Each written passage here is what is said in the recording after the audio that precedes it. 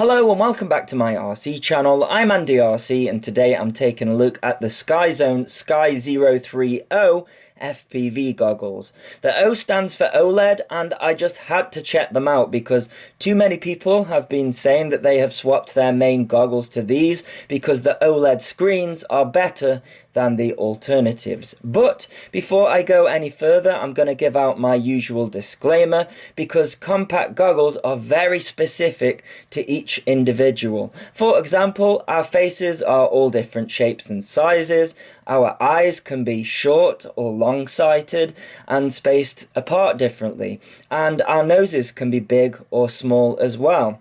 A trade-off of compact goggles is that the room for adjustment is limited, so I can only give my perspective of them, and I always encourage people to find somebody close to you who has a pair so that you can try them on. You'll be surprised how many people in your area have an FPV Facebook group. I didn't think there was anybody near me who flew FPV, and there are loads. Now, these are actually the third version of the Sky03s, and that's not what the 3 stands for. The first version came out at the start of 2018 and showed some promise with a 43-degree field of view and a bunch of features that no other goggle had. And at the time, it was the first compact goggle that didn't require corrective diopter for my -2 prescription. But they had a big flaw for us Westerners in that the nose cutout wasn't big enough and the DVR was a little bit sketchy and the faceplate wasn't quite round enough. So they had to go back to the drawing board and come out with a new mould which didn't resurface until 7 months later, and they had fixed the cutout for bigger noses as well as providing some inserts for rounder faces. But strangely, despite them listing the field of view as 43 degrees, it looks smaller than the previous version, and they sent me the white model which had really bad light leak. So here we have the third version of the Sky03s, and its price point sits between what I like to call the middle of the range compact goggles, such as the Ionway V1S, the Attitude V5s, and the Skyzone Sky02. These are slightly below the price point of the current Fat Shark flagships, which are the HDOs. At a glance, aesthetically, they look the same as the previous Sky03s, apart from the colour, of course. Now, I chose this one because turquoise and teal are my favourite colours, and it might not show up on the camera, but the finish is actually metallic. And this is something that Skyzone has been doing with all of their goggles, offering different colours and patterns, which I really like. All of the buttons are in the same place and have the same functions bar a few changes, and it's always been a complaint of mine with these goggles because some of the buttons have double and triple functions which are really tricky to remember at first, but you do get used to them after a while. Now, I'm not going to go through all of the options because I already did that in the first review of these goggles and it was very tedious, so if you want to see what all of the menus and the buttons do, then I'll add a card to the top right. However, I will run through any changes that they have made. So we still have the 640 by 480 VGA camera up front, which I have never used, but the idea is that you can press a button and switch to the camera so that you don't have to lift your goggles up if you need to see what is going on around you. They have also kept the LED strip, which I personally turn off to save on power consumption. They've kept the Batman fan and of course the built-in diversity receivers, but interestingly, I've been told in a few weeks' time they will be releasing an add-on that velcros to the side of the goggle, which will allow you to use external modules such as a Radpidfire and the TBS Fusion. I have some footage of the prototypes and I'm told you won't need to solder anything. It's going to be all plug and play via the AV in.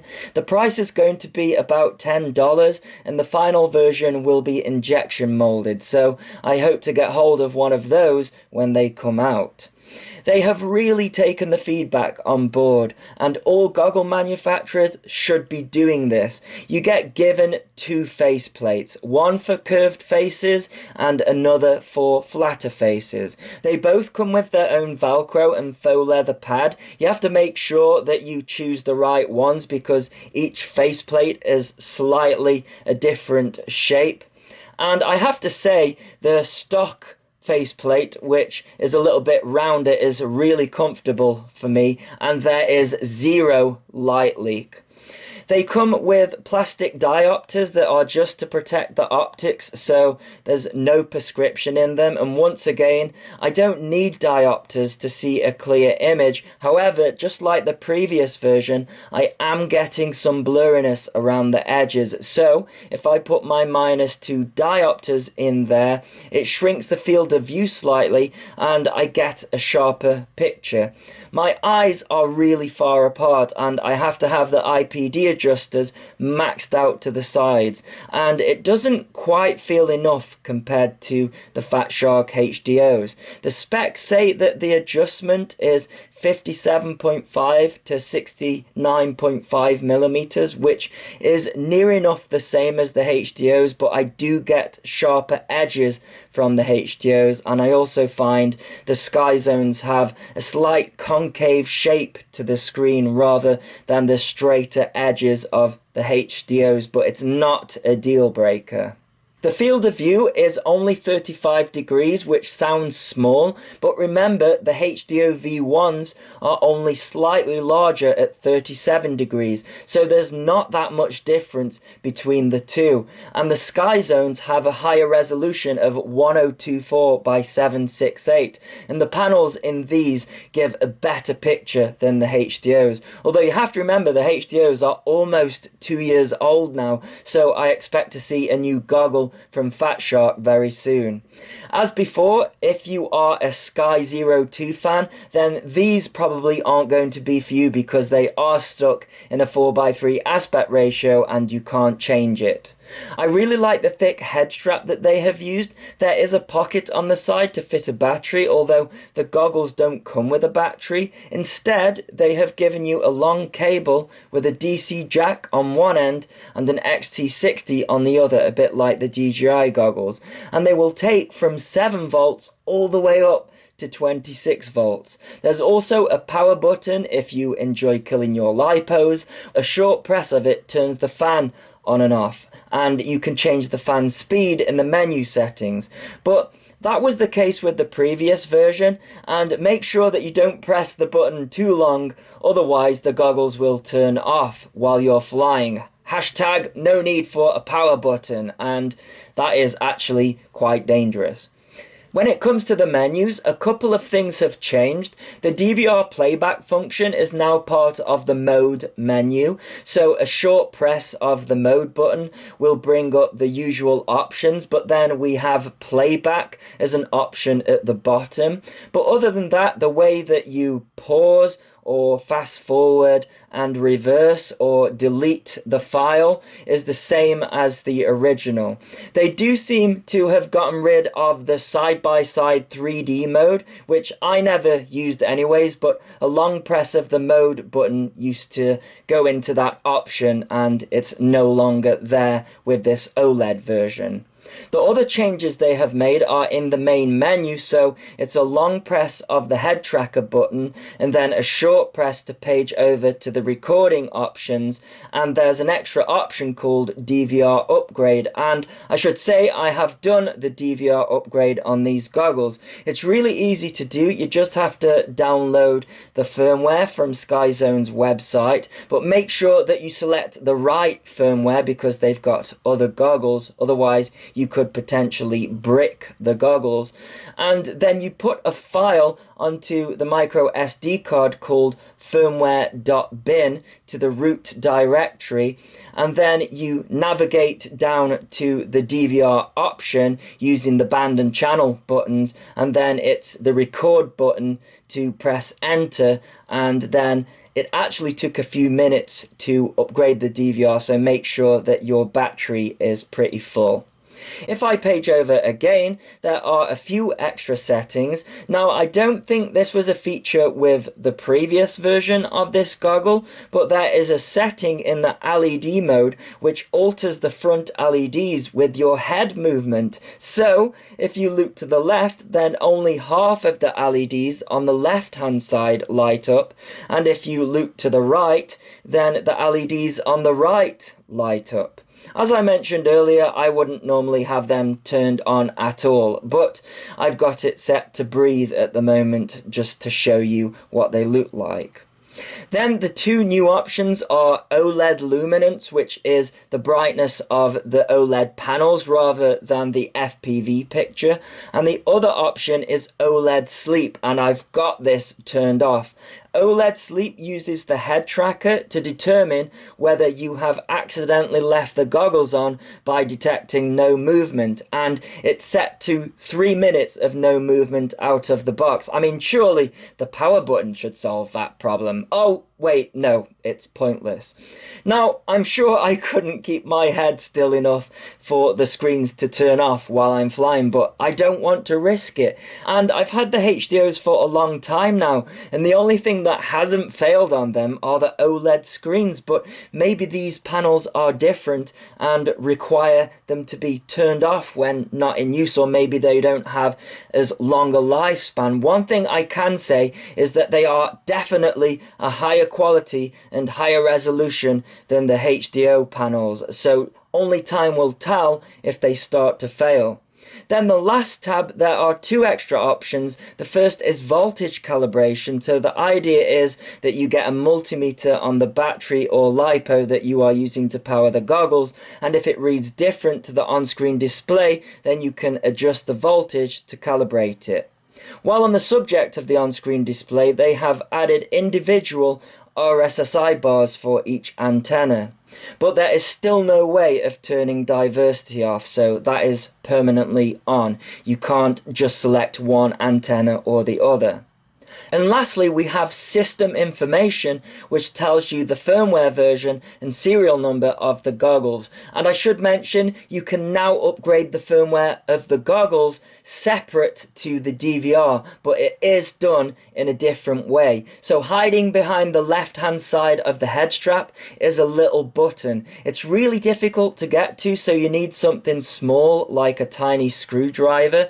You then need a USB micro data cable because they don't provide one in the box, and then you need to connect it to the computer with the goggles powered off.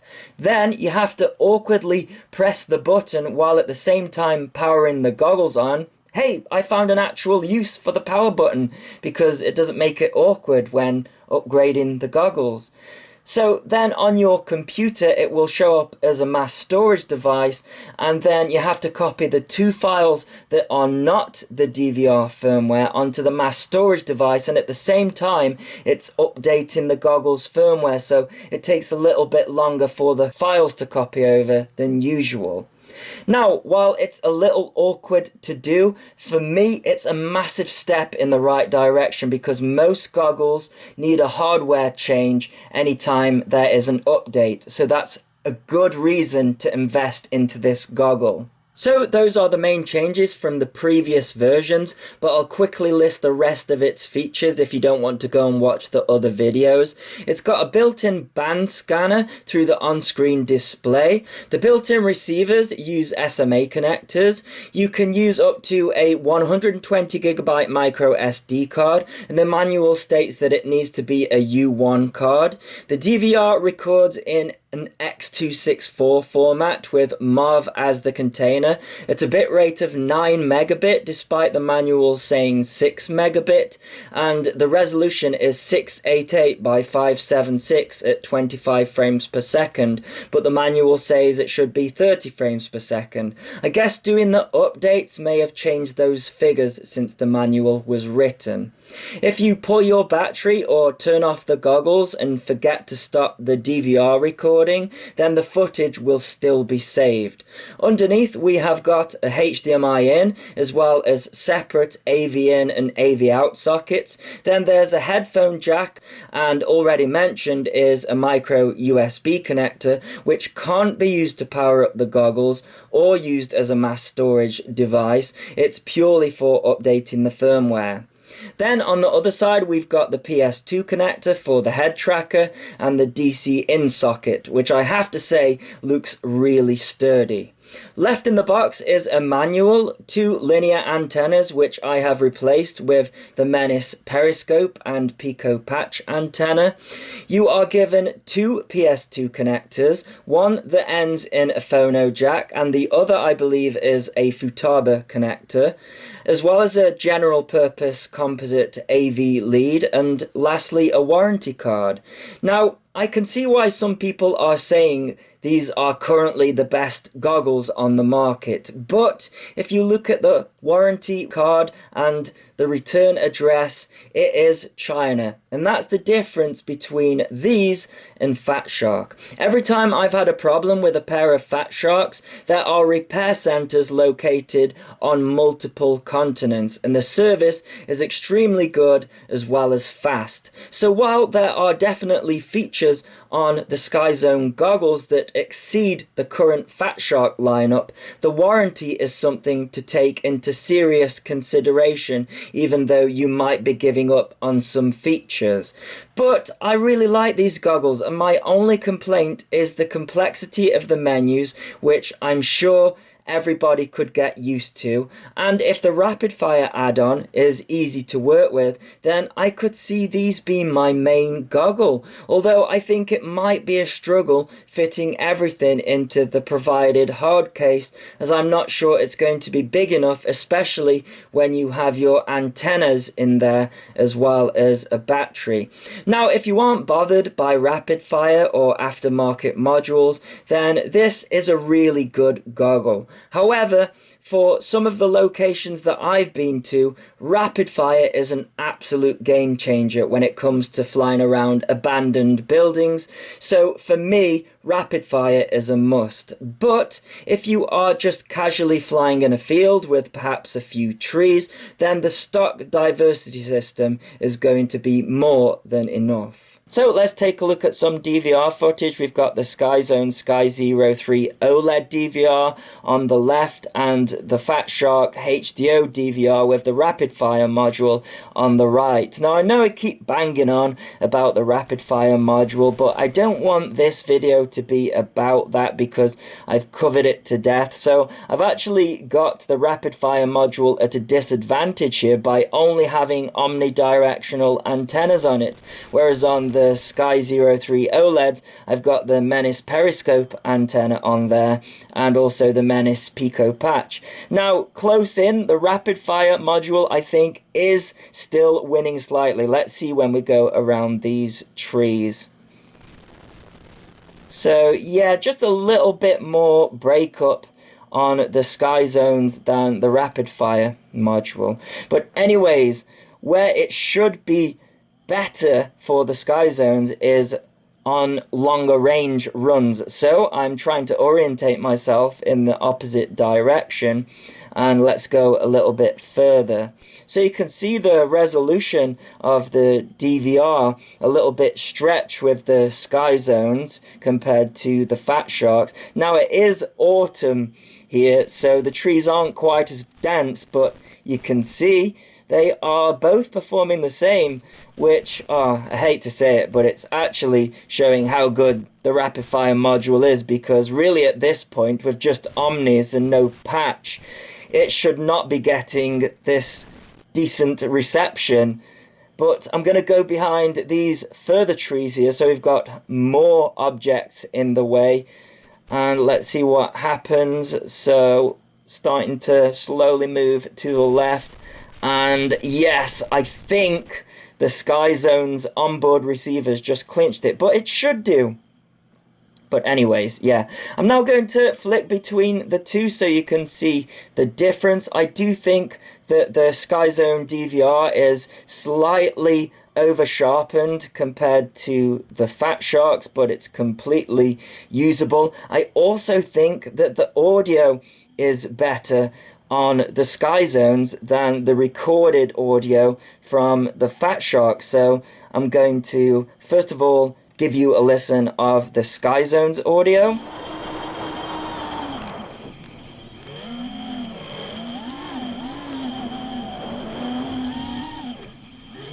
And then I'll switch it so you can listen to the Fat Shark's DVR audio.